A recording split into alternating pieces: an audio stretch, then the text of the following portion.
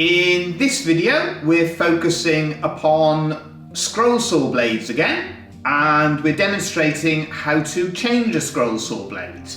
We're going to demonstrate 3 different types of blades and also share which one is our preference. The 3 blades we're demonstrating is the standard, the regular tooth blade. The second one then is the reverse tooth blade.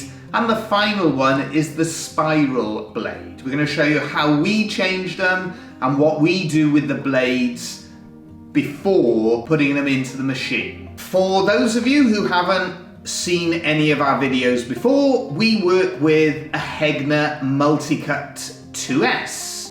And with that machine, there's a little guide on the side which actually shows you that the direction of the teeth should run in. For everybody else, don't worry about it. We're going to explain how to change the blade anyway. The blades that we work with are pinless blades. We find that they're able to do more different things because you haven't got that pin. You can drill finer holes and they can do finer work because they haven't got to fit that pin in the blades. So let's get straight into it and demonstrate how to change a regular blade. To change your standard blade on your scroll saw, the first thing you do is to remove the blade holder from the bottom arm of the scroll saw. Our Hegner has a little attachment on the side for you to put the blade holder in. You then put the spanner in and loosen the blade that you want to change.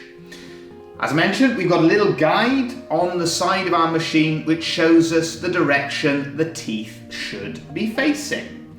Line it up with the direction that the teeth are running in and use the spanner to tighten up the holder. So the changing of a standard blade is a relatively straightforward process.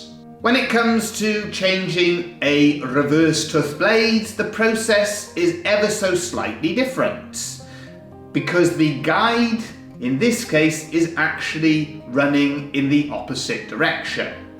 With a reverse tooth blade, there are 6 teeth on the bottom that run in the opposite direction. So what you do, you line these 6 teeth up in the opposite direction to the guide. So those are the 6 teeth that go at the bottom and they run in the opposite direction to the guide. So to change your reverse tooth blade, the 6 teeth that are running in the opposite direction go to the bottom and they are inserted in the opposite direction to the way the guide is showing you. Changing a spiral blade is a different process again because these are made from a continuous twisted piece of metal. Now I know some of you are going to say straight away that the Flying Dutchman blades, they now have flattened ends, but all of the other spiral blades we are familiar with are completely twisted. So before we then present them to the scroll saw, we actually hammer them flat on the ends. Problem with doing this, it does weaken the metal slightly, but it makes them far more straightforward to put into the scroll saw holder. Same again, use that guide for the direction that the teeth are running in. Insert them into the scroll saw holder. Tighten it up with the spanner and put it back into the scroll saw to use. So 3 slightly different processes for changing a scroll saw blade. So once you have changed your scroll saw blade, we then have to put it back into our scroll saw.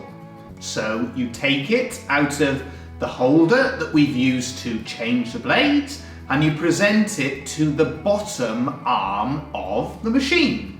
We then adjust the tension on the back of our machine until the blade comes roughly to the top of the blade holder on the top arm.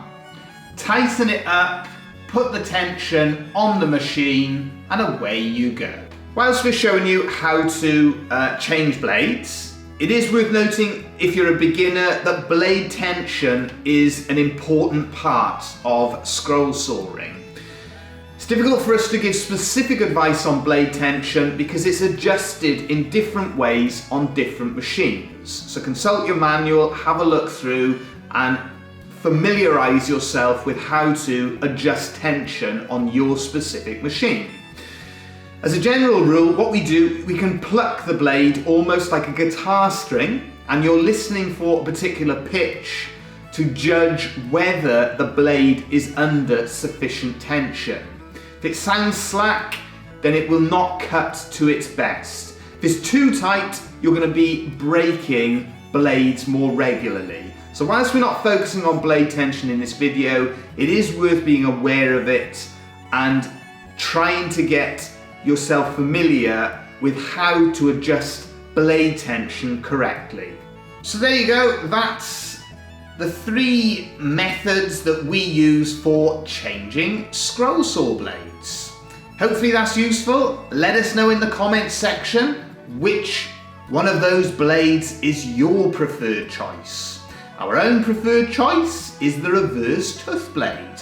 For us, we find that it gives us a finer finish. But this is our own personal choice. Let us know what your choice is. Thank you all for watching. If you're new here and you like what you see, don't forget to give us a thumbs up and subscribe and ring that bell so you know when we upload another video. Thank you all again.